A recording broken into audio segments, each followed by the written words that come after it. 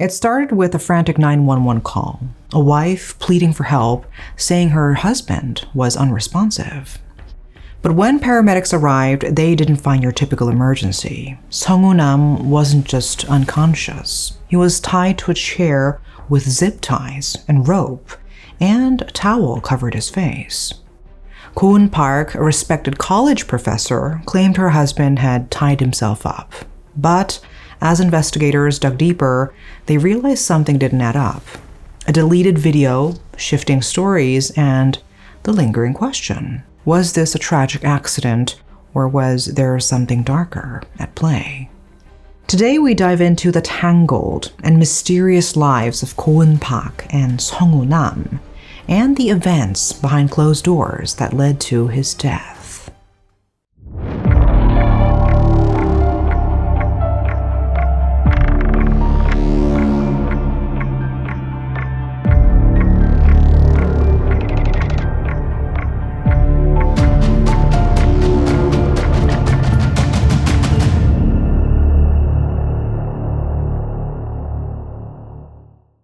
On February 15, 2020, a man was found zip-tied to a chair, strangled to death at his home located in West Des Moines, Iowa. The only other person in the apartment was his wife, and she insisted that her husband had tied himself up. But just days later, she was arrested and charged with his murder. This case stirred a lot of questions, and in 2023, a court document called for a deeper look into what really happened. On the surface, it seems straightforward, but there are layers of confusion. The fact that Mrs. Park initially denied everything, but later took a plea deal, really made people wonder. What went down in that apartment, and how did things spiral so quickly? Let's break it all down. Our focus is on Gowun Park, a highly educated woman with a PhD in economics from the City University of New York. She was teaching undergrad classes at Simpson College, living what seemed to be a quiet life in West Des Moines with her husband, Nam. Details about whether they had kids are unclear, but everything about their life seemed normal until tragedy struck. It all started on the evening of February 15, 2020, when Mrs. Park made a frantic 911 call. In a distressed voice, she told the operator she found her husband, Nam, unresponsive in their living room. First responders rushed to the scene. When they arrived, they found Mrs. Park crying in the living room, clearly upset. Two female officers gently pulled her aside, trying to calm her down so they could understand what had happened. According to Mrs. Park, the afternoon had started out normal. She and her husband were in the study together, but after about an hour, she moved to the living room to spend some time alone. She eventually fell asleep, and when she woke up, she discovered her husband tied to a chair, the chair leaning forward onto the floor. Panicking, she rushed to cut the cords and tried to wake him up, but it was too late. Mr. Nam was already unconscious. Mrs. Park explained to the officers that her husband had struggled with thoughts of ending himself before. In fact, there was an attempt 2 years earlier, and he had even mentioned it again that very day. As the officers tried to calm her down and gather information, a sergeant joined them while the others began collecting evidence. Mrs. Park kept asking to retrieve her cell phone from the study so she could call a friend, but officers wouldn't allow it. They did offer to make the call on her behalf, but she declined. When one detective asked if she had pulled on the rope around her husband's neck, she firmly denied it. Paramedics tried to revive Mr. Nam and rushed him to the hospital. Mrs. Park repeatedly asked to go see him, but the officers explained they needed more information before she could leave. Since she wasn't in a good state to drive, they suggested she arrange for a ride to the hospital once everything was sorted. They also reminded her that because she and her husband were the only ones in the apartment, they needed her help to understand what had happened. Later that night, Mrs. Park was taken to the West Des Moines police station for questioning. There, she was given her Miranda rights, the right to remain silent and avoid self-incrimination, but she chose not to sign the waiver and continued answering their questions. At first, she stuck to her story, insisting that her husband had tied himself up. But after about an hour of questioning, she shifted her account slightly, saying that sometimes her husband asked her to tie him up when he was feeling violent, as a way to calm him down. Not long after, one of the detectives broke the news that Mr. Nam had passed away.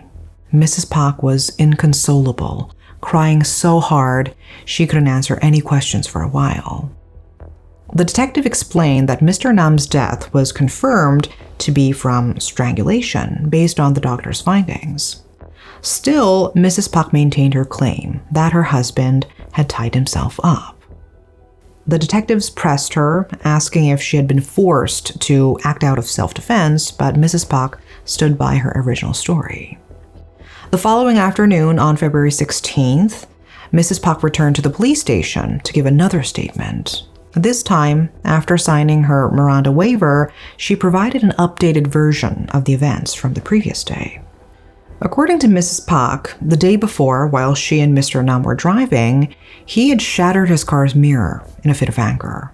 When he got back to the apartment, Mr. Nam, feeling out of control, asked to be restrained so he wouldn't hurt himself or break anything else.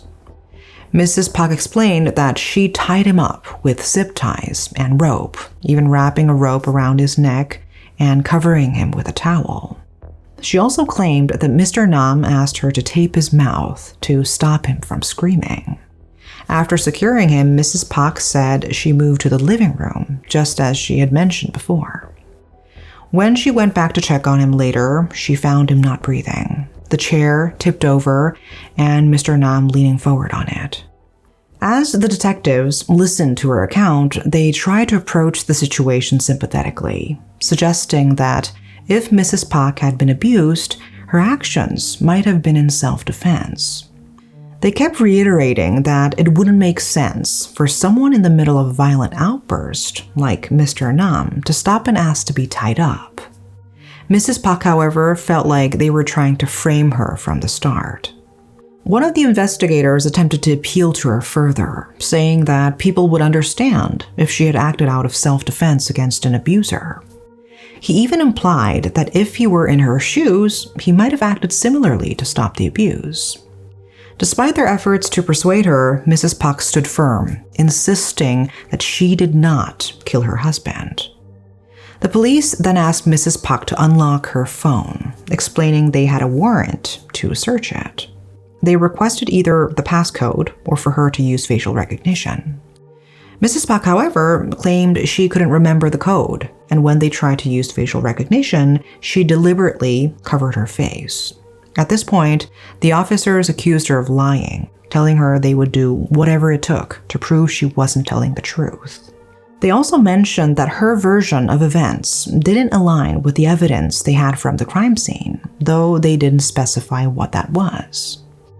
Police also discovered that Pak had taken a video of Nam tied up shortly before his death, but she deleted it 2 minutes before calling 911.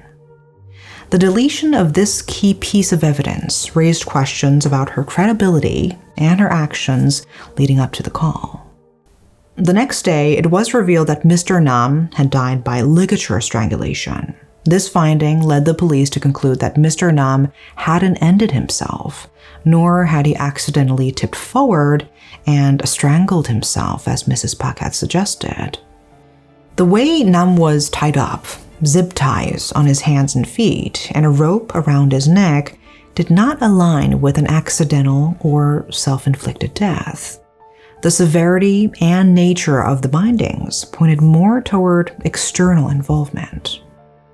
As a result, on February 19th, Mrs. Pak was arrested on suspicion of murder and kidnapping. A formal trial followed on February 27th in the Dallas County District Court, charging her with first-degree murder and first-degree kidnapping. Years went by as the prosecution and Mrs. Pak's defense team battled over whether or not her statements to the police should be suppressed. Her legal team argued that Pak was a victim of domestic abuse and that the tragic death of Mr. Nam was the result of a dysfunctional intimate relationship. In March 2020, Pak was released from jail after a bond reduction hearing, though she faced a number of restrictions. While awaiting trial, she continued working as a research assistant and instructor at Simpson College. Many letters of support poured in, portraying her as a kind, gentle person. These supporters believed that perhaps she wasn't responsible for what happened, and that her words during interrogation were influenced by stress or pressure.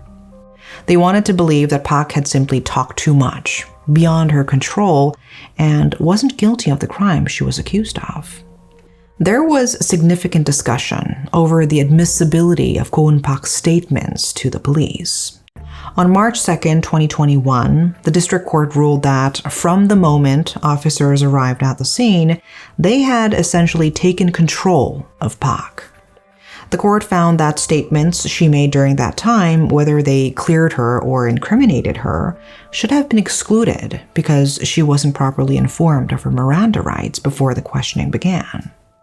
The officers had used deceptive tactics, which the court said could have had an unfavorable impact on Pak's mental state, possibly leading to a false confession. False confessions can happen when a person is under immense stress, mental exhaustion, or even feels pressured by promises of a lighter sentence. Sometimes, repeated questioning can cause someone to question their own memory and even create false memories. And this is why Miranda rights are so crucial. They protect people during interrogations, ensuring they know their rights and are less likely to give a false confession. However, the Iowa Supreme Court ultimately found that the police's conduct, including their deceptive tactics, didn't cross the line. According to court documents, the officers' deception did not exceed what our legal system tolerates, and their expressions of sympathy didn't amount to concrete promises of leniency that would create a fair risk of a false confession. So in the end, the court ruled that Pak's confession would be allowed as evidence, considering it valid and untainted. A plea deal was reached, and Gowun Pak was scheduled to enter a guilty plea on April 25th. On that day, Pak entered an Alford plea to voluntary manslaughter, which means she did not admit guilt, but accepted the legal consequences of the crime. This plea allowed her to avoid a lengthier trial and a potentially harsher sentence.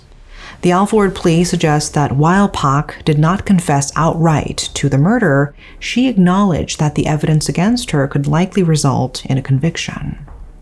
In addition to voluntary manslaughter, she also admitted to 3 counts of domestic abuse assault by choking, causing bodily injury, and third-degree kidnapping.